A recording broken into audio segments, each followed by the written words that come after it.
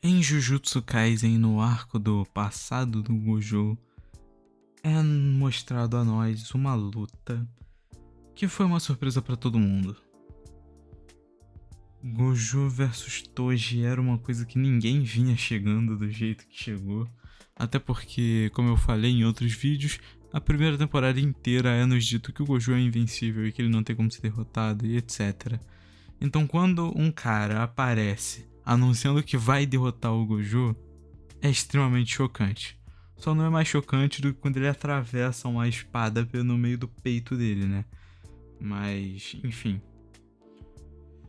Essa luta é uma luta muito boa, para muitas pessoas é a melhor luta da obra. Mas hoje eu não vim aqui para resumir essa luta. Se vocês quiserem eu faço um vídeo futuramente resumindo ela. Mas aqui a gente veio falar de outro ponto. Essa luta teve ou não roteiro?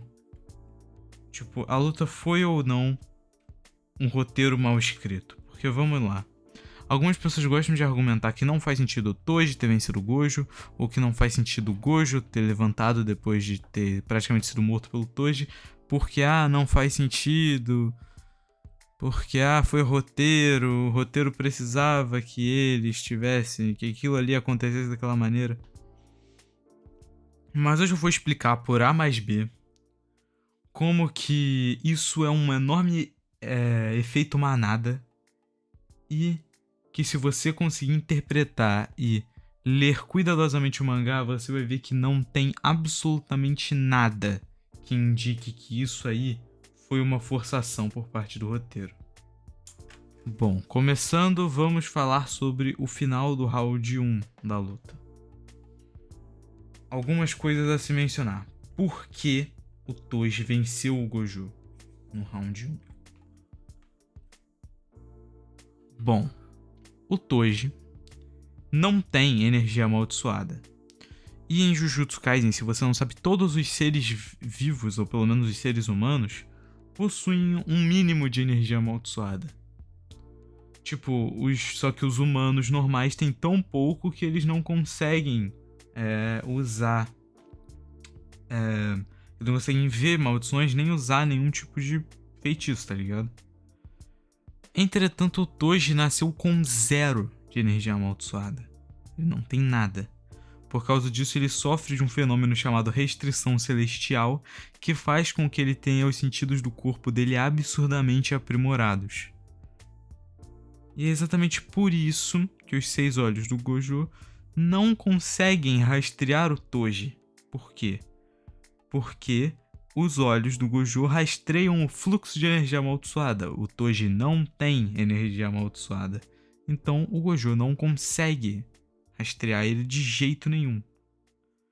Durante a própria luta, o Gojo fala que estava rastreando o espírito amaldiçoado que estava enrolado no corpo do Toji, e não o Toji em si, porque não tem como rastrear o Toji. Tanto que é por isso que o Gojo nem sente ele vindo pelas costas quando ele enfia a espada nele. Um outro ponto é que o Toji planejou a luta dele contra o Gojo. Tudo estava ocorrendo como ele planejava.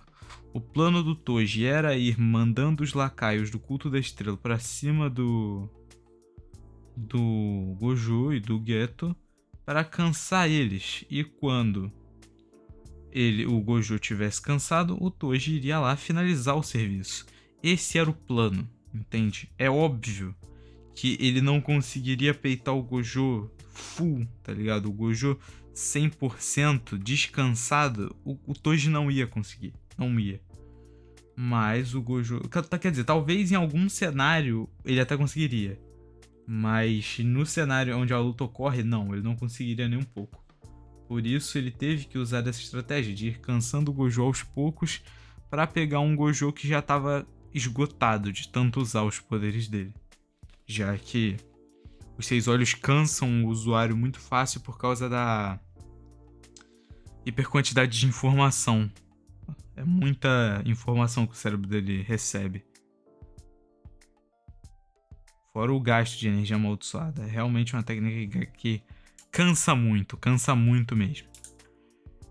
Enfim, o Toji consegue ultrapassar a barreira do Gojo por causa da lança do céu invertido, um instrumento amaldiçoado que ele levou para a luta justamente para conseguir ultrapassar a barreira. E assim ele, entre aspas, mata o Gojo. Vocês entenderam como até aqui a luta não teve nada forçado? Tudo que eu falei até aqui é explicado no mangá. Você só tem que ler, tá entendendo? É só você ler que você vai compreender precisamente o que eu tô falando aqui. Até no anime eles falam isso. Tá certo que no anime é um pouco confuso. Não vou mentir que é um certo problema do anime o fato deles não terem explicado o que era uma restrição celestial antes desse momento. Sim, isso é um pouco ruim. No mangá é assim também. Mas, como isso foi explicado, não é uma questão de roteiro ruim. É simples, tá entendendo? Agora vamos para a cena polêmica. Por que o Gojo se levantou? Vamos lá. Muita gente acha que o Gojo só não morreu porque o roteiro precisava dele vivo. Mas eu quero que vocês pensem comigo uma coisa. Gojo, entre aspas, reviveu. Ele não reviveu porque ele não morreu, tá, rapaziada? Ele tava à beira da morte e conseguiu fazer isso. O Gojo conseguiu se curar usando uma coisa chamada energia reversa. Energia reversa é quando você concentra sua energia amaldiçoada e você meio que usa o fluxo de energia amaldiçoada para reverter um ferimento. Você reverte o seu corpo ao estado original. E o Gojo fez isso na luta contra o Toji. A primeira vez que o Gojo usou energia reversa na vida foi nesse momento. Você pode pensar, foi muito forçado. Vamos analisar uma coisa aqui. Esse aqui é um momento que, se você não leu o mangá, eu te perdoo. Ok? Mas, na moral, ler o mangá, isso daqui é muita falta de interpretação. Pensa comigo. É dito que a Shoko tentou ensinar energia reversa tanto pro Gojo, tanto pro Getou, porque a Shoko é uma ótima utilizadora de energia reversa. No anime, eles até adicionaram uma ceninha dela ensinando isso pra eles, dela tentando, no caso. E o Gojo não aprendeu. Ele só foi conseguir botar isso em prática durante a luta contra o Toji. E a resposta disso é simples se você ler o mangá, mas difícil se você só viu o anime. O Gojo é extremamente bom em adaptação. O Gojo evolui muito rápido enquanto ele luta. Isso é demonstrado nessa cena e na luta atual que tá tendo no mangá, que eu não vou falar, né? Mas vocês sabem o que eu tô falando. Quando o Gojo está no meio de uma luta, ele tem essa facilidade em evoluir, em aprender ainda mais sobre as técnicas dele enquanto ele vai lutando. O Gojo não sabe até onde o poder dele vai ainda. Ele ainda está em constante evolução. E é justamente isso que acontece na luta contra o Toji. O Gojo acha uma maneira de se adaptar e consegue fazer o uso da energia reversa no último segundo. Mas como que o Gojo usou energia reversa todo arregaçado? Porque a energia reversa precisa de um requisito para funcionar, que é o seu cérebro estar funcionando. Se o seu cérebro está funcionando, a energia reversa funciona. Se a sua cabeça, na verdade, está inteira, a energia reversa funciona e ela pode regenerar o que você quiser. A prova disso é o Hakari. O Hakari que perde braço, perde um monte de coisa e regenera com energia reversa. Tá entendendo?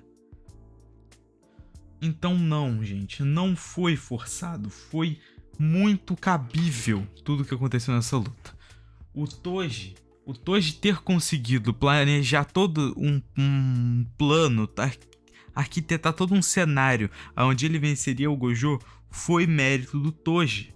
E o Gojo ter conseguido sair vivo daquele primeiro embate foi mérito do Gojo. Não existe furo de roteiro aqui. Não existe o roteiro ajudou tal personagem. Os dois conseguiram fazer o que fizeram porque eles são personagens fortes e conseguiram usar as suas habilidades para fazer essas determinadas coisas.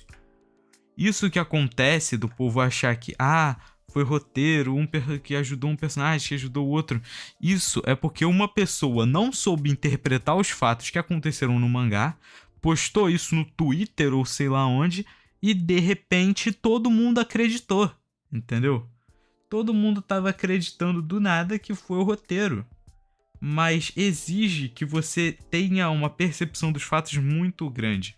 E Jujutsu em si, na verdade eu acho que isso é até um dos problemas de Jujutsu em alguns momentos, que é o fato que Jujutsu exige que você tenha uma percepção muito grande para você conseguir juntar pequenos fatos que eles espalham ao decorrer da história.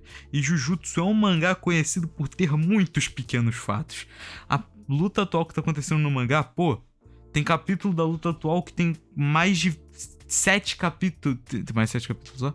Tem mais de 7 páginas só de diálogo. Só de diálogo explicando o que tá acontecendo. Então, Jujutsu às vezes não é uma obra simples de entender. Eu espero que nesse vídeo, mesmo com eu me exaltando um pouco, eu tenha conseguido explicar tudo certinho. Deixa o like, se inscreve, até o próximo vídeo e falou.